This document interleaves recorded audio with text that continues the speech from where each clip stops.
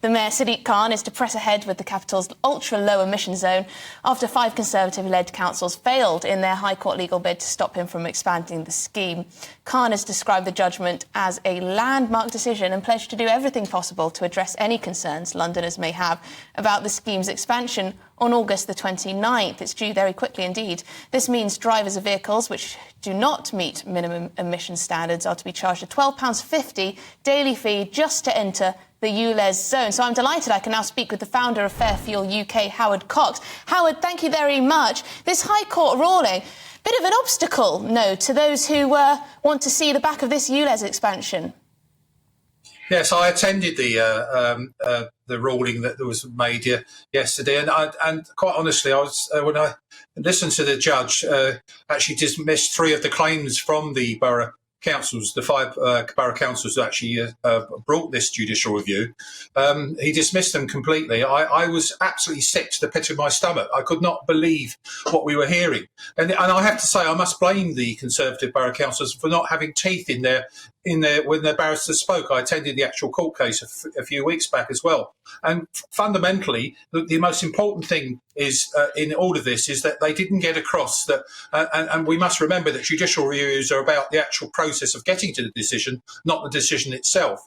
And what we heard was that we didn't hear the fact that this dishonest mayor manipulated a public consultation process, actually disregarded certain people's responses, and that 5,000 of those came from FairFuelUK supporters who rejected it, and the fact that 2 out of 3 overall objected to this, and yet he still went ahead. And the TfL themselves have actually said, Emily, that this expansion will not make any demonstrable difference to the air we breathe. So we just don't understand how the judge arrived at this, but in procedural terms, he did the right thing because he followed the law to the T.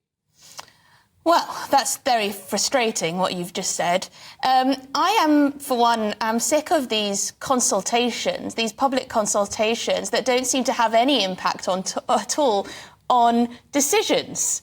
We see it all the time at the local council level. They go out to consultation, these policy changes, and people write in and they say, I don't like this for X, Y, Z reason. And then you find out a couple of months later that the policy goes through anyway, and there's no point at all. It's just part of the process. But what's next for the anti-ULEZ campaign then?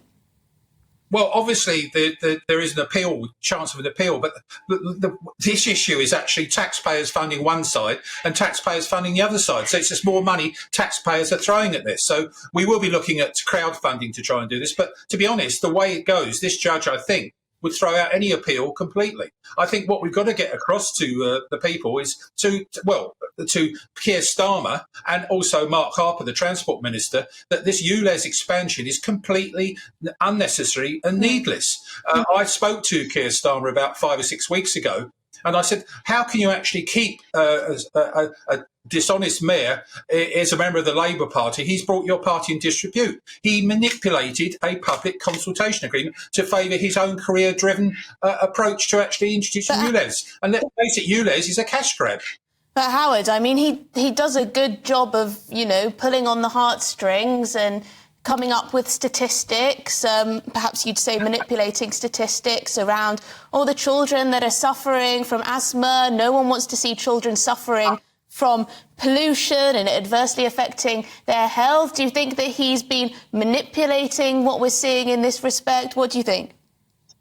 Absolutely. The health fatality data he uses, the 4,000 deaths in London every year, is complete and utter lie. I actually did a freedom of information request of TfL and him personally. Say, please, could you send me the 4,000 death certificates? The fact is, what this was done was based on a model. You remember those, Emily, models, COVID modelling and all that sort of thing.